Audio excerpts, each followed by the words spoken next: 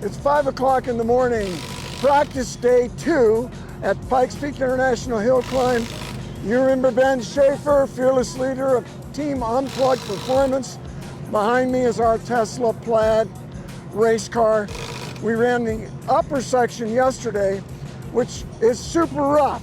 Today, it's qualifying. It determines our run order when we start the race on Sunday. It's the lower section. It's the longest section, still starts at 9,000 feet. We're going through the trees down here. We're below the tree line. It's a sweepy, curvy section that leads up to the first couple of switchbacks.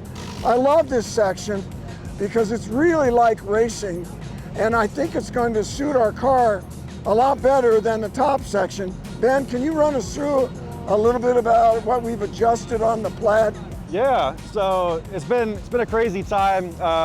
2 nights in a row without sleep for our team, just kind of getting things worked out. And I think that's kind of the nature of Pikes Peak, is basically with the early start time and a late time working on the car, days kind of blend into one another. And the challenge with this car, with the aero the way we have it, is the lower the car is to the ground, the better the aero works. So we're trying to find the sweet spot of how low can we get it and still have it drivable. And that's the thing with yesterday's times, was what we're trying to do is learn the formula of compromise for race day. So we try to find how to compromise on the top. Today we're going to figure out how this runs on the bottom, and then tomorrow we'll learn more data, and by the end we'll piece together what the right setup is for ground clearance, for a shock setup. We have 4 ways of adjustment on our TTX coilovers that we have: ground clearance, aero. We're going to get it all dialed in, and this is what the week's for, is to learn, so that on race day we have our best shot at putting the fastest lap we can. The best thing about the Plaid is the power. This is an American car, and America's good at doing things in abundance. This is a car of abundance. It's cool to run an American car made in America on electric power, and it's all-wheel drive. And we got unplugged brakes, special unplugged performance brakes that you can buy for your car too.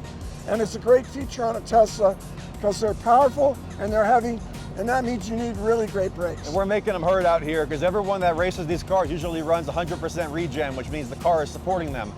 For us, we're running today 25% regen, which means that we're not getting much support from the car, so these brakes are going to be screaming hot by the end of the run. But that's a necessity to find this balance of keeping the car, putting power out the whole way through. And we're trying to find this sweet spot of how we can manage regen. Our customers always run 100% on these Plaids because they're almost 5,000 pounds and you want the car to support you. But up here, it's a different ball game, so we got to come up with these strategies that are right on the edge.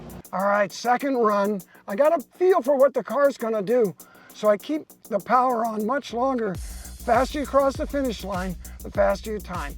Flat out through this right-hander, I'm proud of that. Brake pedal feels funny here, and I drifted through the corner, wondering what's up.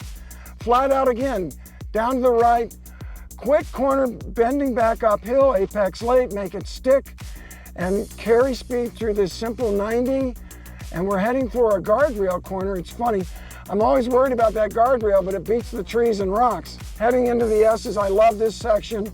It's right, left, right, carry speed, into a brake zone. Bang, we hit a big bump and I damn near lose it. Back to the left again, I'm still recovering from almost crashing. Flat out around to the right, hard on the brake, back left. These are all similar, flat out around to the right, then uphill. This one always kills me because I come up into the brake zone and it says 30 miles an hour. No way. Back to the left. I crashed in this corner on my first time 6 years ago, but an apex later, there's a guy right where I went off, same mistake. Faster corner uphill to the left, heading on a big straightaway. We're going to Engineers, looking for big numbers, flat out. The speed is so high in the Plaid, I can't quite keep my foot down through this cake. And then we brake on those cracks in the pavement, and that's about right. steep uphill tight corner, all-wheel drive electric power. Boom, we just blast out of there. Little wiggle, the all-wheel drive's working. Flat through that kink, we're going to the picnic grounds. Another long straight. The aero really works in this fast sweeper. Onto the long straight, big spectator area on race day. Hard on the brakes again. We got the regen up for this run to improve braking. Now we've got a curvy straightaway. I can tell I'm just plain going faster.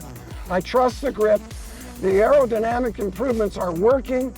This is tricky off-camber braking zone. I got it back to the power for a moment. Hairpin, this is the best thing the Plaid does, is launching out of those hairpins. We got a sweeper left with a mid-apex. Got to get a good exit right back to the left, flat through the kink, heading for what I call curb corner. It's the only place with a curb down on the inside, and there's blue sky for the first time. It's tight at the beginning, apex late, but then squirt on the power. I carried more speed into 11 mile here, and it tightens up at the end. Feeling fast. I'm feeling good on this run. The handling is strong. Brake pedal's long again here going into the hairpin. I don't get it. And we have a little hesitation on the way out. I got to remember to mention that to Ben. This corner looks a lot like the last one, but it's longer. Wait a moment longer, into the power, long straight, flat through the kink, we push out wide, and we're moving. 110, 120, 130 plus, into the brakes again. Gillies corner, steep uphill left. These tight corners are great for our all-wheel drive and our electric torque. Now it's the ski area. This will be all people on race day. Look really different. We're heading for another corner called Rookies. Has a long off-camber entry. It's tricky. I overslowed that, kind of mad at myself, but I come out here hot. Now we're going to the sump, also known as Pobst Pond. I wrecked here 5 or 6 years ago, not this year. But look, the battery's red.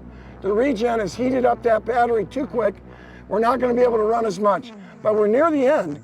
And even at half power, we've still got 500 horsepower. It's still quick. So I'm flat. I know I've got less power and I can use more throttle through these wiggles, so it's not hurting us as bad as it might. Last switchback to the right, below Glen Cove, on the power. It's a short run. I remember consciously thinking, I'm glad it's short.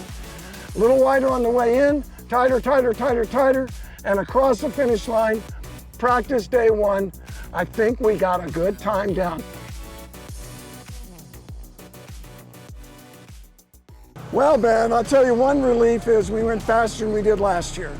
That's the most important thing. It was a lot of work and effort over the past year. We want to give you a faster car, and you proved it today. Thank you. The tire grip was amazing, and I think we have good balance from our aerodynamic downforce. That would be between the wing and the big splitter snow shovel up front. It feels like that's working really well. And the car goes around the fast corners and it goes around the slow corners, which is not easy to do. That's like the holy grail. And that's another way I know that the aero's working. I think what we're gonna have to do, Ben, is run it super fast all the way up to Boulder Park. Boulder Park is where it turns into the Baja 500.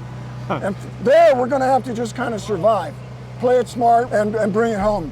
But you said it was okay for stuff to hit a little bit. On race day, just get to the finish line as fast as you can. I'll deal with the damage later. That's the plan.